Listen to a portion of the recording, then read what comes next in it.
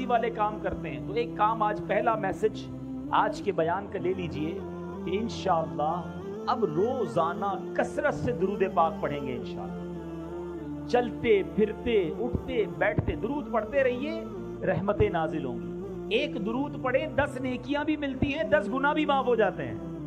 فائدہ ہے نا، گناہ بھی تو کر رہے ہیں وہ معاف ہو جائیں گے، توبہ بھی کرتے رہے گناہ بھی انشاءاللہ معاف ہوں گے۔ درود پاک پڑھیں گے انشاءاللہ۔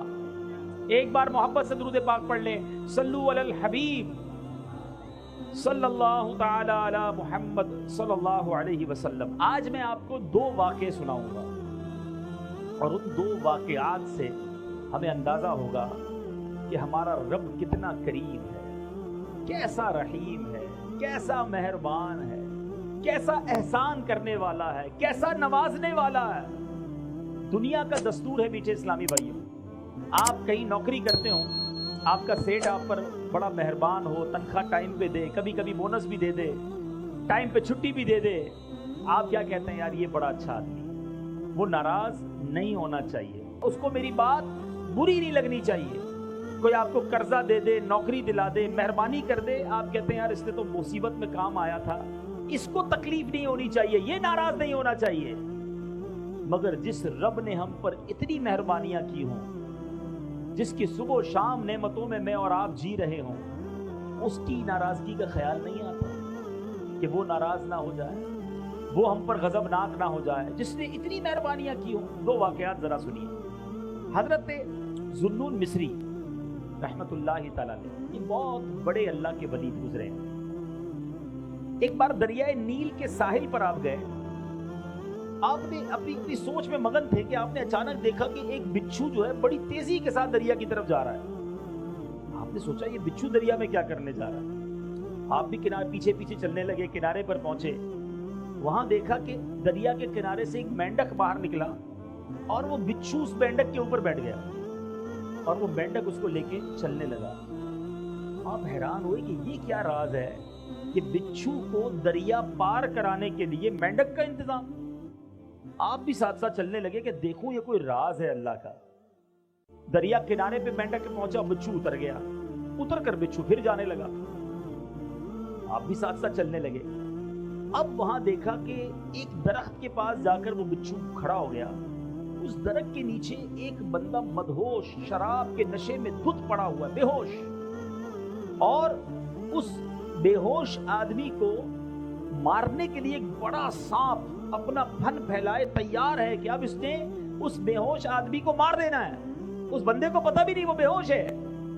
اتنے میں بچھو آیا اور اس نے تیزی کے ساتھ سانپ کو ڈنک مارا، سانپ اس ڈنک سے مر گیا، بچھو واپس چلا گیا۔ بندہ بے ہوش ہے، سانپ مارنے کے لیے آ گیا ہے، لیکن اللہ کا سسٹم نظام دیکھو کہ بچھو کو مینڈک نے دریا پار کرایا، آ کر سانپ کو مارا، واپس چلا گیا۔ آپ قریب گئے اس کو جگانے کے لیے تو اس کے منہ سے شراب کی بو آنے لگی۔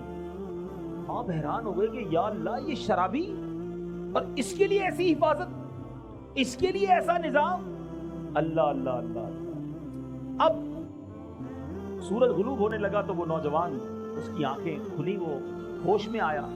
آپ نے جب سارا واقعہ اس کو سنایا، یہ سانپ جو مرا ہوا ہے یہ تجھے مارنے آیا تھا، اللہ نے تیرا کیسا انتظام کیا، اللہ نے تیری حفاظت کے لیے باقاعدہ ایک پورا سسٹم چلایا۔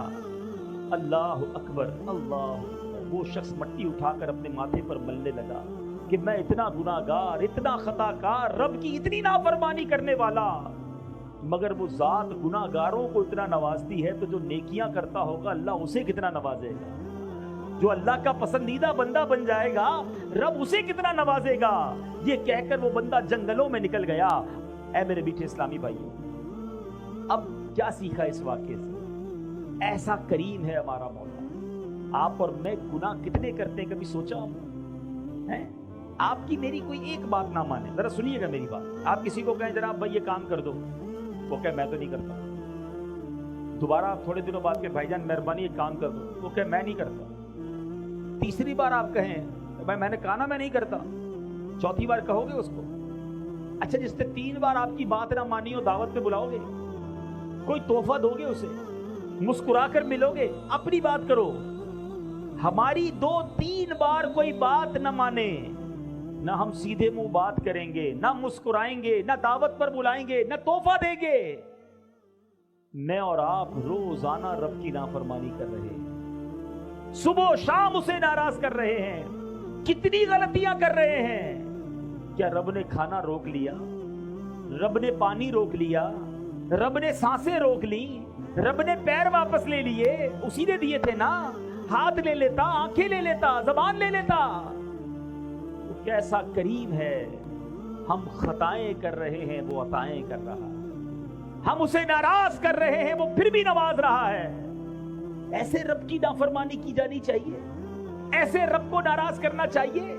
तुम अपने सेठ को नाराज नहीं करते, अपने मालिक को नाराज नहीं करते, अपने दोस्त को नाराज नहीं करते। जो मेरा खालिक, मेरा मालिक, हमें नवाजने वाला, उसे नाराज करते हैं और सुबह शाम नाराज करते हैं। सोचिए, जब नाराज करने वालों पर वो इतना मेहरबान है, तो जो राजी करेगा उसे कितना नवाजेगा, उसे कैसा नवाजेगा। ये है उसकी करम नवाजी। वो बरसता चाहता है, उसकी रहमत बरसता चाहती है अपने बंदों पर, मगर बंदा है जो उसकी बारगाह में सर नहीं झुकाता, उससे माफी नहीं मांगता। एक सच्ची पुकार, एक सच्ची माफी हमारे सारे गुनाहों की माफी का सबब बन सकती है। मगर मसला यह है कि बंदा सर ही तो नहीं झुकाता, माफी ही तो नहीं मांगता, दोस्ती ही तो नहीं करता रब से। आओ मेरे पीछे इस्लामी भाई, अगर नमाजें कज़ा हुई हैं, अगर माअल्लाह नशे की आदत हो गई है, जुआ की आदत पड़ गई है, शराब की आदत पड़ गई है, माँ बाप को सताया है, किसी का दिल दुखाया है, किसी पर जुल्म किया है, आज माफी मांगो, सच्ची तौबा कर लो, वो करीब है। तौबा के लिए कोई बहुत बड़ा इज्तिमा करना जरूरी नहीं है। बस इंसान की आंखों में आंसू हो, दिल में नदामत हो और अल्लाह से कहे मालिक मुझे माफ कर दे, और वो बड़ा करीम है, वो माफ फरमा देता है।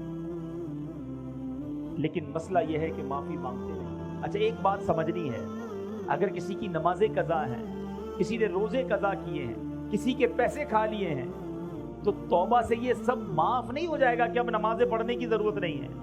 नमाज न पढ़ने का गुनाह माफ होगा। रोजा नहीं रखे तो रोजे का हिसाब करके रोजे अदा करने पड़ेंगे। किसी का माल आपकी तरफ आता है तो तौबा करें ताकि जो गुनाह मिला वो माफ हो जाए, मगर पैसे वापस लौटाने होंगे। ये कुछ तौबा के तकाजे हैं। तो बहरहाल मेरे मीठे इस्लामी भाइयों, आज मैं यही पैगाम लेकर आया हूं, काश हम अपने रब से दोस्ती करें। कब्र में कितने कीड़े आएंगे, सांप आएंगे, जनाब झूठ बोलने वाले के गाल चीरे जाएंगे, बड़ी अजाब लिखे हदीसों में। एक ये है, मेरी बात जरा गौर से समझिएगा, एक ये जहन है कि अल्लाह के अजाब से डर कर गुनाह छोड़ो, कि नई नमाज पढ़ी तो मार पड़ेगी, रोजा नहीं रखा तो अजाब होगा, झूठ बोलूंगा तो अजाब होगा। एक तो ये अंदाज है, ये भी ठीक है, लेकिन इससे अच्छा पता है क्या है कि बंदा अजाब से डर कर गुनाह ना छोड़े, अल्लाह की मोहब्बत में गुनाह छोड़ दे कि मेरा इतना करीब मालिक, मैं उसकी नाफरमानी करूं। जो आपका बहुत करीबी दोस्त हो, आपको बड़ा पसंद हो, आप किसी की बड़ी इज्जत करते हो, और वो आपको कोई भी बात कहे तो आप क्या कहेंगे, यार तेरे लिए जान हाजिर है, आप जो कहें लब्बैक, हुक्म है साईं, तो तुम्हारा हुक्म सर आंखों पर, कहते हो ना। अपने किसी ना किसी जिंदगी में किसी दो चार लोगों से तो ऐसा ताल्लुक रखा है कि नहीं, कि वो जो भी कहें वो लब्बैक, उनके लिए जान हाजिर। क्या अल्लाह ने जो फरमाया उसके लिए जान हाजिर नहीं है? अल्लाह से ऐसी दोस्ती नहीं हो सकती। अल्लाह की इबादत डर के करनी है, अजाब का सुनकर करनी है। अजाब बरहक है, जिससे रब नाराज होगा उसको वाकई अजाब दिया जाएगा। मगर मजा ये है कि बंदा कहे ये मेरे मालिक को पसंद नहीं, इसलिए मैं नहीं करता।